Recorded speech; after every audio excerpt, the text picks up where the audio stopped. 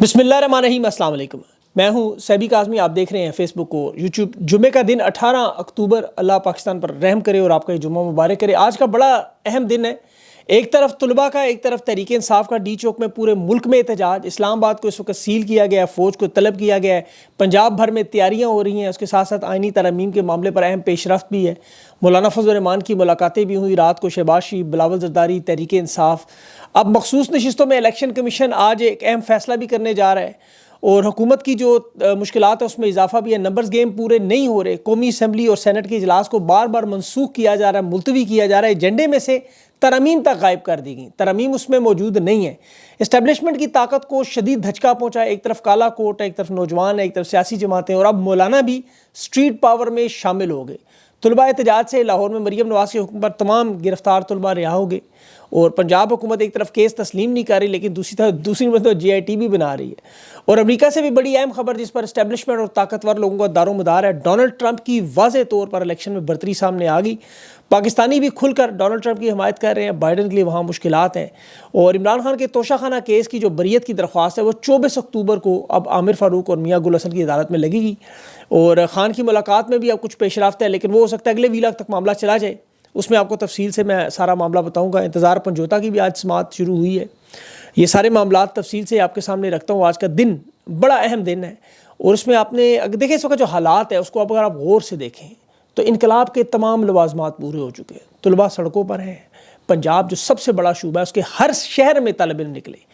हुकूमत ने इसे 9 मई पार्ट 2 करार दे दिया। अब किसान, मजदूर, सियासी रहनुमा और जो वकला जो खामोश थे, अब अदलिया बहाली में वो भी सामने आ गए। अली अहमद, मुनीर मलिक, एतजाज़ अहसन, हामिद खान, ये अदलिया को बचाने के लिए अब मजबूरन सामने आ गए। पंजाब कॉलेज के वाक़े पर तुलबा के साथ अब यूनिवर्सिटीज़, जिसमें गुजरात की ख़वातीन लड़कियाँ भी नज़र आ रहे हैं, रावलपिंडी की यूनिवर्सिटियाँ भी, इस्लामाबाद की यूनिवर्सिटी के कॉलेज और स्कूल भी इकट्ठे होते जा रहे हैं। अब इस वक्त हुकूमत भी अपनी तैयारियों में मसरूफ़ है।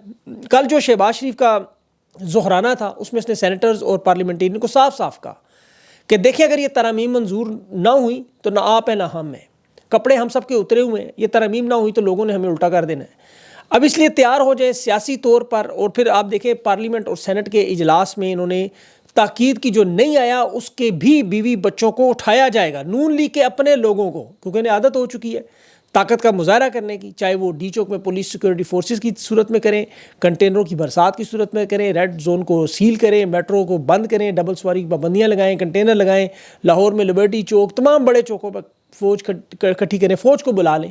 शंघाई कॉन्फ्रेंस के लिए तो देखें 4 दिन के लिए इन्होंने फ़ौज बुलाई थी, लेकिन अब उसमें एक्सटेंशन करके 21 तक ले गए।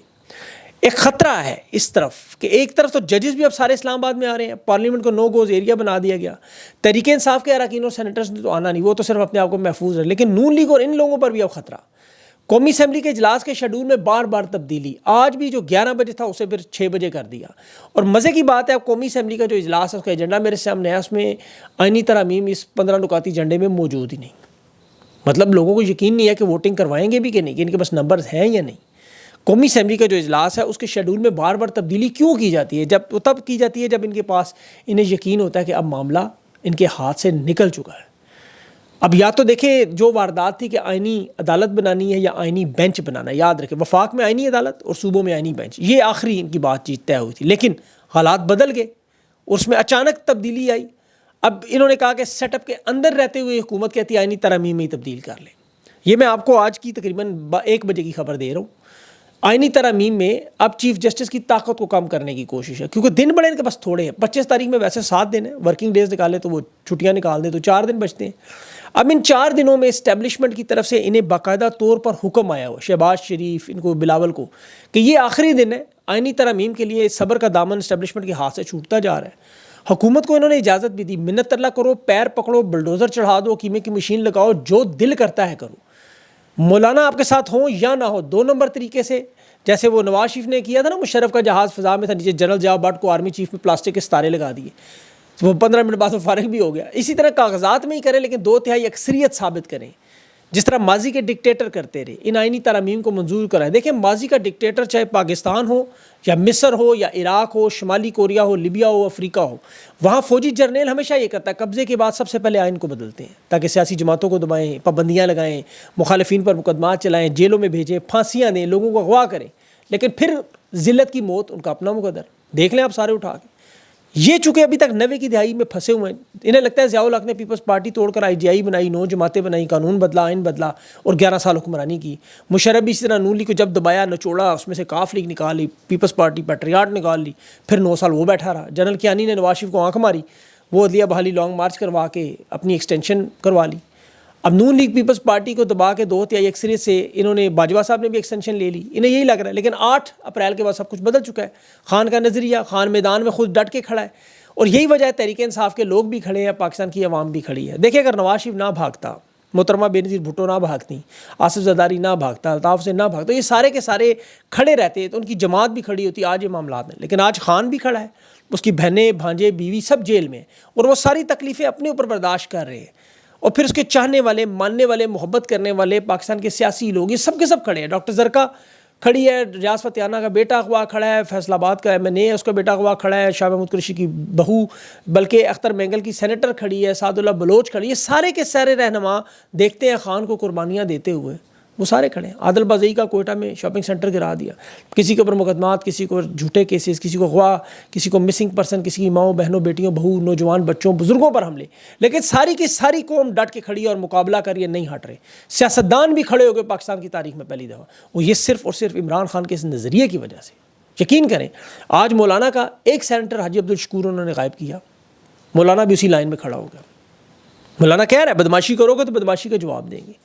شاہ محمود قریشی تحریک انصاف کی حمایت کھل کر مولانا کر رہے ہیں، اور اس کی وجہ کیا ہے؟ انہوں نے دیکھیں ابھی مولانا پر دباؤ بڑھانے کے لیے آئینی ترامیم کے معاملے پر الیکشن کمیشن کا اجلاس بلا لیا.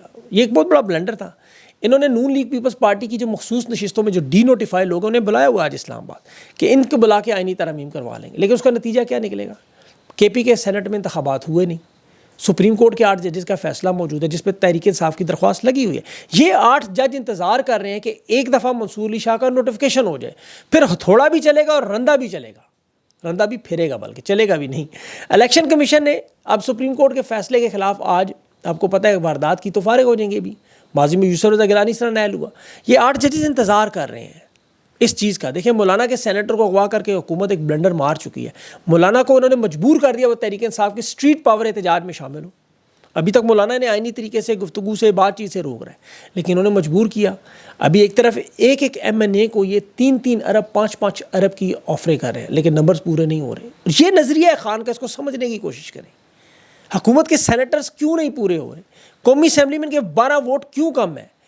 الیکشن کمیشن واردات میں کامیاب کیوں نہیں ہو رہا؟ تحریک انصاف کا بھی احتجاج طلباء کے ساتھ ایک دفعہ آگے اگلے لیول میں، تو پھر یہ انہوں نے آئینی ترامیم زبردستی منظور بھی کی کاغذات میں، تو بڑا بھیانک کام ہوگا. یہ میری بات یاد رکھیے گا. یہ بڑے بڑے شہروں میں، لبرٹی چوک میں، لاہور میں، آپ دیکھیں سیالکوٹ میں، قصور میں، شیخو پورہ میں، مظفر گڑھ، ڈیرہ غازی خان، بہاولپور، وہاڑی، پاک پتن ہے، سائیوال ہے، کمیٹی چوک، مری روڈ پنڈی میں، حیدرآباد، پھر اس طرح کراچی میں، ہر جگہ احتجاج نماز جمعہ کے بعد. یہ ایک ٹرینر آج ہوگا، یاد رکھیے گا. روکنے کے لیے FC، پولیس، فوج ساری صف بندی کر کھڑی ہیں، اسکولوں کالجز کو چھٹی دی ہیں، دفعہ 144 لگائی. لیکن یہ معاملہ اب رکے گا نہیں. آپ دیکھیں گے عمران خان سے ملاقات کا سلسلہ شروع ہونا ہے اور ایک لائے عمل آئے گا، اور وہ لائے عمل آپ جس فائنل کال کا ذکر کرتے رہے اس کا ماحول پورا تیار ہو چکا ہے. یہ آئینی ترامیم اگر انہوں نے فرض کرے کاغذات میں منظور بھی کروا لیں تو پھر یہ جو احتجاج ہے یہ انقلاب کی طرف چلا جائے گا. جس طرح بنگلہ دیش میں کوٹا سسٹم پہ شروع ہوا تھا، یہاں آئینی ترامیم بہانہ بنے گی. یاد رکھیے کہ میری بات، الیکشن کا مینڈیٹ نہیں، وہ ساری چیزیں پیچھے رہ جائیں گی، آئینی ترامیم بن جائیں گی. اصل میں جو اس وقت حکومت کرنا چاہ رہے ہیں وہ کر یہ رہے ہیں، وہ خوف کی بنیاد پر، اس وقت خوف کی بنیاد پر حکومت چل رہی ہے، صرف خوف کی. اور یہ فرانس کے انقلاب کا اگر آپ پڑھیں تو حالات دیکھیں تو بالکل وہی فرانس والے حالات پاکستان، بالکل سیم 18ویں صدی میں اور آج 2024 میں کوئی فرق نظر نہیں آ رہا. وہاں بھی 2 طبقات تھے، ایک طرف امیر لوگ تھے، سیاسی لوگ تھے، ان کے ساتھ فوجی قیادت تھی، اور دوسری طرف عوام تھی. عوام کو انہوں نے نچوڑا، دبایا، ٹیکس نکالے تاکہ ان امیر لوگوں کا پیٹ بھرتا رہے. اس طرح آ جائے سخت سے سخت قانون ان غریب لوگوں پر لگائے، ٹیکس وہ دیتے تھے. پھر انہوں نے قانون سازی، آئین سازی کی واردات کی وہاں پہ، بالکل اسی طرح آج یہاں ہو رہی. غریب لوگوں پر ٹیکسز لگائے انہوں نے، IMF کی جو بھی وارداتیں کی ہوئی ہیں. عوام نے احتجاج کیا، تھوڑا بہت تحریک شروع کی کہ ٹیکس نہیں دیتے آپ، سارا کھا جاتے. بادشاہ سلامت نے ڈی چوک کی طرح، لبرٹی چوک کی طرح، 9 مئی کی واردات کی طرح لوگوں کو گرفتار کیا، ان کے بچے اٹھوائے، ان کے کاروبار بند کیے، ان کو قتل عام شروع کر دیا، خوف کی ایک فضا پیدا کی، بولنے کسی کو نہیں دیتے تھے، آزادی اظہار رائے تو دور کی بات، کوئی بادشاہ کے بارے میں نام لے لیتا تھا تو آج والا معاملہ انہوں نے کیا ہوا تھا، عوام کو دبا لیا۔ اب چونکہ تحریک شروع ہوگی تھی، وہ تحریک تھی جس طرح آج تحریک ہے، خبریں آنا شروع ہوئی، یہ جیسے اسٹوڈنٹ تحریک آپ کے سامنے چھوٹے چھوٹے واقعات سامنے آتے ہیں، عوام اکٹھی ہونا شروع ہوگی۔ پھر ایک دن تنگ آ کے انہوں نے بادشاہ کے محل پہ حملہ کر دیا، اشرافیہ تھی، انہوں نے جواب میں جو جیلوں میں جتنے بھی جرائم پیشہ بڑے بڑے گلو باٹ، وہ مسلح جتھے پولیس کے نام پہ جیسے آج آئیں، انہوں نے ان جرائم پیشہ لوگوں جیلوں سے نکال کر اپنی حفاظت کے لیے رکھ لیا۔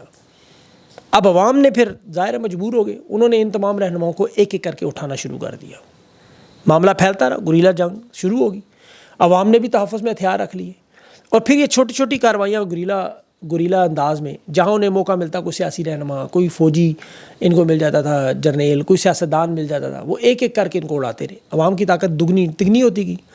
اب یہ جو امیر اور غریب کا فرق کا سٹینڈرڈ انہوں نے کیا رکھا تھا، گال پہ چٹکی لے کے ایسے دیکھتے تھے گوشت ہے کہ نہیں، یا ہاتھ میں ہاتھ ڈال کے دیتے نرم ہاتھ ہے کہ نہیں، نرم ہاتھ ہو جیسے بلاول کا ہوگا آج، لازمی سی بات ہے، مریم نواز صاحبہ کو، انہوں نے زندگی میں کوئی کام تو نہیں کیا، ان کے ہاتھ تو بڑے نرم نرم آپ کو پتہ ہوں گے۔ تو فرانس میں بھی اسی طرح کرتے تھے، وہ پھر کپڑے بھی سونگتے تھے ان کے ساتھ ساتھ، مہنگے پرفیوم ان کے، جس طرح وہ گوچی موچی ارمانی لگائے، فرانس تو مشہور تھا ویسے ہی پرفیوم میں، گلیوں کوچوں میں۔ پھر اس کے بعد پھر کیا ہوا، گوشت کی بدبو، جلانے کی گوشت کی بدبو، اور بعد میں بھی آج بھی پرفیوم بڑا مشہور ہے، وہ انہوں نے اس اسمیل کو ختم کرنے کے لیے کیا تھا۔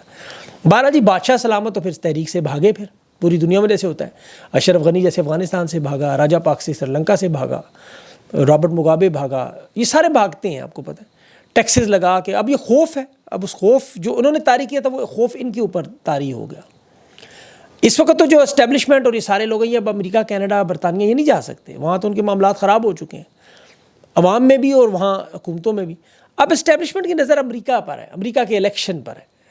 اب 17 دن رہ گئے ان کے الیکشن میں، 17 دن یاد رکھیں، اور تازہ ترین جھٹکا اسٹیبلشمنٹ کو لگا ہے، وہ یہ پاکستانی اسٹیبلشمنٹ کو واضح برتری آ گئی وہاں پہ ٹرمپ کی۔ 538 الیکٹرول ہوتے ہیں وہاں، حلقے کہہ لیں آپ انہیں، 312 حلقوں میں جو ان کا ووٹوں کا نظام ہے، اس میں ٹرمپ اس وقت تمام سرووں میں آ گئے، میجورٹی سروز میں، اور کملا ہیرس 226 حلقے کہہ لیں آپ، اس میں پیچھے ہے ابھی 82 کا یا 86 کا فرق ہے ان کا، اور یہ جو فرق ہے یہ اب آہستہ آہستہ شاید بڑھے۔